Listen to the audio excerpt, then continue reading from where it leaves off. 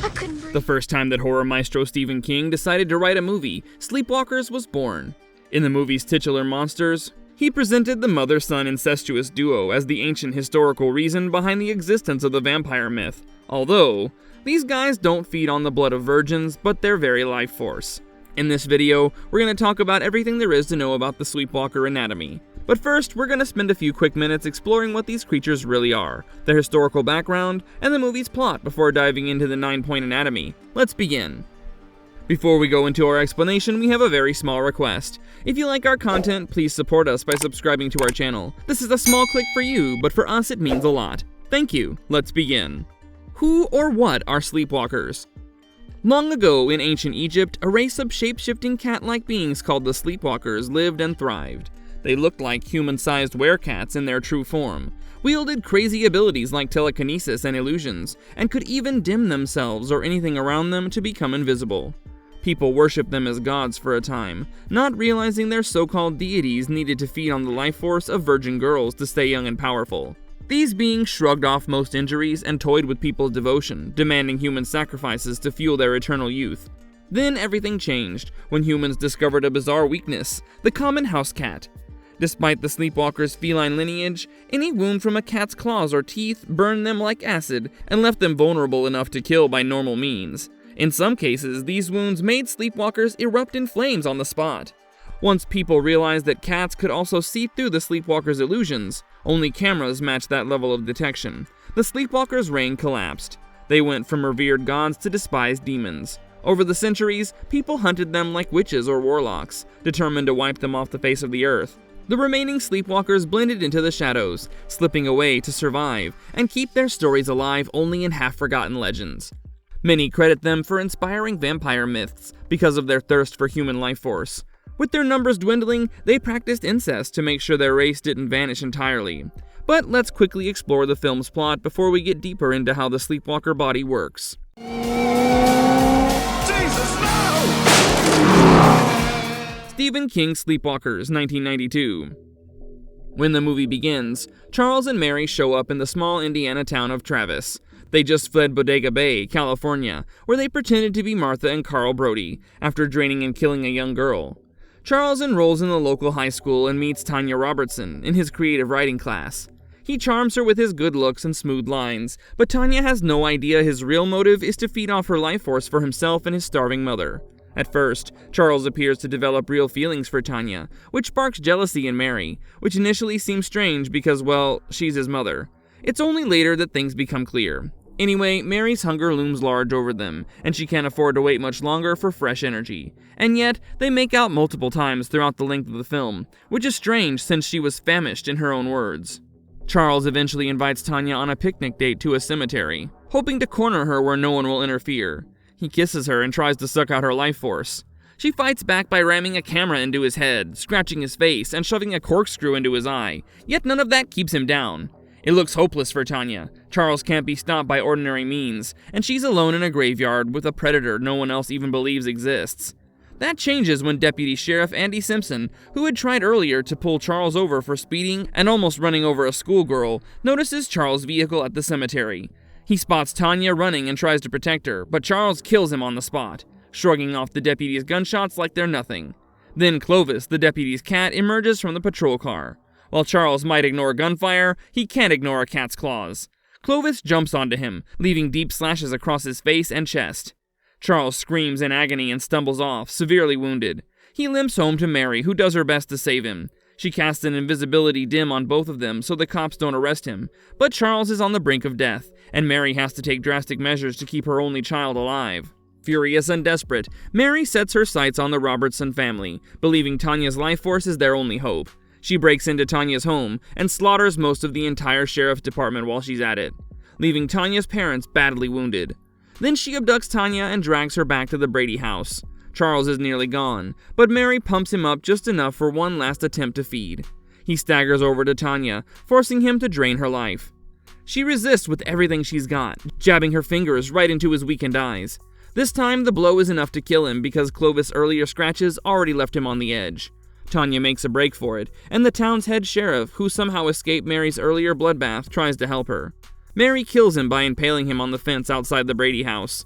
Then the cats that have been gathering around the house for a while, led by the heroic Clovis, pounce on Mary. Their claws burn like fire. She screams as the cats tear into her flesh until she suddenly bursts into flames. With both Charles and Mary gone, Tanya is finally safe. She crumples onto the driveway with relief, hugging Clovis while Mary's blazing body lies nearby. Mary once hinted that she and Charles might not be the final sleepwalkers on Earth, that she sensed more of their kind hiding out there. It's left unclear if she was speaking the truth or just soothing her son's fears, but for now it doesn't really matter. Travis is free of these shape-shifting monsters, and the last shot we see is Tanya holding Clovis close as the Brady house goes up in fire and smoke. Now let's explore the anatomy of these ancient creatures. Number 1. The Sleepwalkers can disappear. They owe much of their fearsome reputation to the collection of powers they wield. Their most practical of these super tricks is called dimming, which basically lets them vanish into thin air along with anything or anyone in their immediate bubble. In plain language, they become invisible on a whim. Of course, they have to concentrate and use a bit of their energy to perform the dimming, and the larger the object they dim, the more exhausted they get. This ability helps them sneak around unnoticed, lure victims, or hide from anyone chasing them. In one of the scenes, Charles managed to dim himself along with his car from the deputy sheriff who was on his tail. The area where the dimming takes place goes cold, as was seen in the Brady home when the sheriff felt a chill near the sofa where Mary had dimmed herself and Charles. Another major but related skill is illusion casting, which disguises the sleepwalker's environment and appearance, so humans believe they're seeing or hearing something else. You see, this is exactly how Charles was able to make his car look red while it was actually blue in color. However, it's difficult for a sleepwalker to hide from a camera. They capture the sleepwalker's actual appearance. A cat sees right through the deception too, which is a handy clue about the sleepwalker's worst vulnerability. Number 2. Telekinesis. Sleepwalkers don't excel in it though. Telekinesis is also in their bag of tricks. They move objects, or even hold someone in place without lifting a finger. They can shut doors, yank weapons away, or pin an unfortunate soul to the spot. This helps in hunts and shows why normal humans rarely stand a chance. However, their telekinetic skills are not that advanced, so they use it in extremely limited capacity. Number 3. Superior durability and resilience, with a hint of advanced healing. Their natural reflexes are on another level, which lets them dodge or block attacks that would leave an ordinary person sprawled on the floor. As if that wasn't enough, they're virtually immune to most injuries. That kind of resilience allows them to walk away from gunshots or stabbings. Their regenerative factor seems tied to the life energy they drain from victims, so when they're fully fed, hardly anything mortal can slow them down. Number 4. Humble house cat is their primary weakness. Unfortunately for these proud creatures, they're not the apex hunters they once were. The humble house cat is their greatest enemy. Even though sleepwalkers look like big humanoid felines, a common cat's claws burn them like acid. One good swipe from a cat can leave them gasping in pain, and enough cuts cause them to burst into flames. That weakness traces back centuries. In ancient Egypt, once people discovered that a house cat could expose and harm a sleepwalker, the game changed. Followers who once bowed down in worship turned on the sleepwalkers, branding them as demons. The creatures had to flee and hide, or risk cat-inflicted death. They might shrug off a bullet, but a simple scratch from a tabby can end them. Despite their monstrous hunger and destructive powers, their biology retains some bizarre vulnerabilities. Once discovered, they tend to panic and lash out in desperation, which can leave them more exposed. If they run out of stolen life force, they lose energy fast. Their shape-shifting might go haywire, or they might become stuck between human and feline forms. They scramble to find a new victim because waiting spells disaster. A starved sleepwalker grows weaker by the hour. Number 5. Do they eat food? Well, their survival depends on draining the life force of virgin girls. That feast keeps their youthful looks and supernatural powers intact. It's a biological requirement for these creatures. Without fresh life force, they shrivel and weaken. They lose that near invincibility and wind up fragile enough to face mortal threats. This parasite-like feeding habit is similar to the lore of vampires, which helps explain why tales of sleepwalkers faded into stories about vampiric beings that prey on unsuspecting innocents. Because sleepwalkers need constant feeding to stay strong, they've relied on secrecy and cunning for centuries. Their illusions mask their monstrous sides, and they pass themselves off as normal neighbors or classmates. Nobody guesses their monstrous secret, or at least not until it's too late. They slip into a town, pick a target, then prepare a covert approach to siphon that young girl's life force. In olden times, they demanded sacrifices. In modern times, they hunt in quieter ways, but they remain deadly. They might try to charm a victim with their false human persona. Their shape-shifting ability helps them in this regard, which lets them switch from a lovely or handsome face to a half-feline terror in seconds.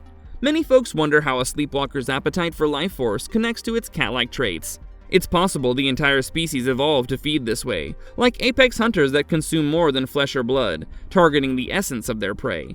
Though they share feline DNA, that weird game that evolution played with the sleepwalkers landed them in constant conflict with house cats.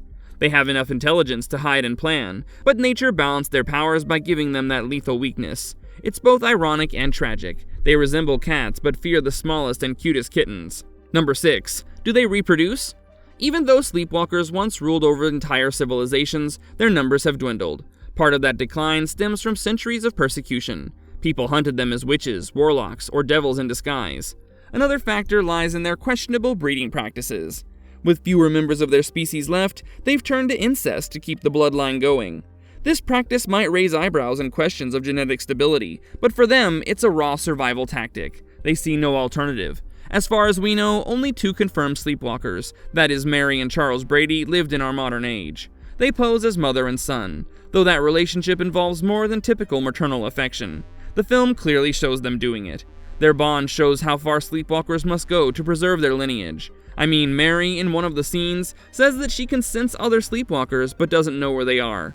Clearly, they're going extinct, and just like most animals, the mother and son can come together to procreate. Number 7. How do they look in their true form?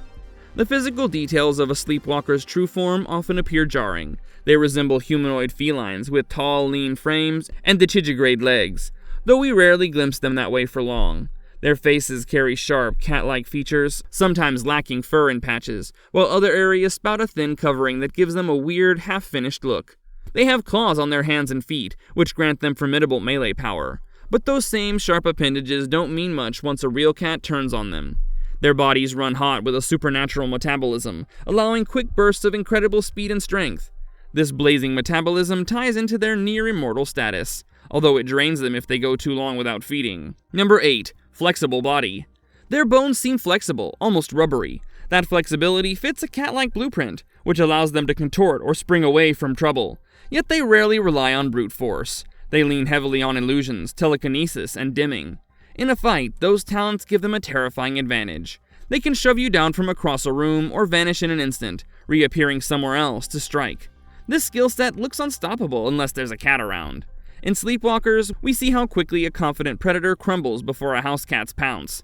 This Achilles heel became widely known in ancient times, which triggered a worldwide crusade to snuff out these so-called demons. Number 9. They can sense other sleepwalkers. Maybe. The sleepwalkers' biology also affects how they sense and communicate with each other. Mary mentions sensing other sleepwalkers, suggesting a possible telepathic or empathic bond. It's uncertain whether this is real or wishful thinking, especially considering the species' limited numbers. If other sleepwalkers survive, they must be in deep hiding. One thing is clear, their survival depends on staying under humanity's radar. Wherever they lurk, they avoid the watchful eyes and claws of cats. Is the movie worth your time? Stephen King's Sleepwalkers marks his first time writing a screenplay directly for the big screen, and that alone sounds promising.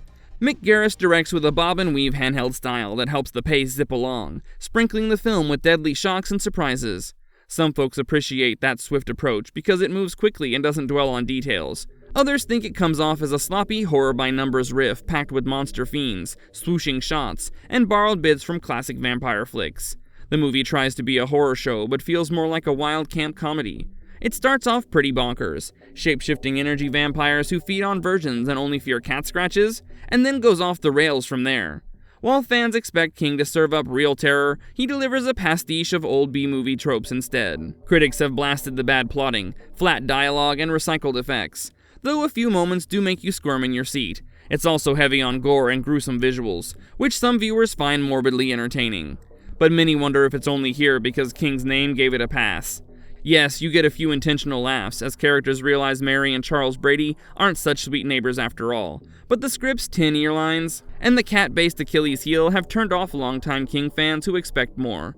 In the end, Sleepwalkers is an oddball mashup of silly, violent, and trashy elements, and that mix either amuses you or drives you to regret pressing play. If you liked our content, don't forget to leave a like and subscribe to us if you haven't already. Have a good one and be safe. Thanks, everyone.